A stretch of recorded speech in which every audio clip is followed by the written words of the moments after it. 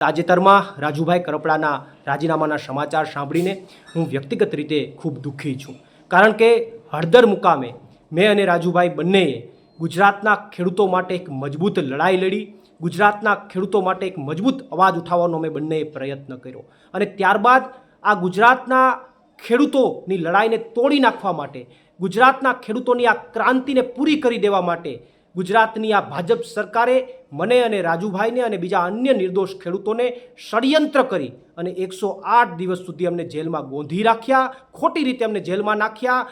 જેલમાં પણ આ ભાજપની સરકારે અમને યાતનાઓ આપવામાં કંઈ બાકી ન રાખ્યું, અમને હેરાન કરવામાં કંઈ બાકી ન રાખ્યા, અમારી ઉપર પ્રેશર બનાવવામાં પણ આ ભાજપની સરકારે કંઈ બાકી ન રાખ્યું. અને એટલા માટે મને શંકા છે કે બીજેપીની આ પ્રેશર ટેકનિકના કારણે ક્યાંક અને ક્યાંક રાજુભાઈએ રાજીનામું આપ્યું હોય એવી મને શંકા છે. પરંતુ હજુ પણ અમારા પાર્ટીના તમામ નેતાઓ અને મારે પણ રાજુભાઈ કરપડા સાથે વાત થઈ નથી. અમે એમની સાથે જ્યારે વાત કરીશું ત્યારે અમને ચોક્કસથી યોગ્ય કારણ જાણવા મળશે અને જ્યારે યોગ્ય કારણ જાણવા મળશે ત્યારે ચોક્કસથી અમે ગુજરાતની જનતા સામે એ યોગ્ય કારણ મૂકીશું.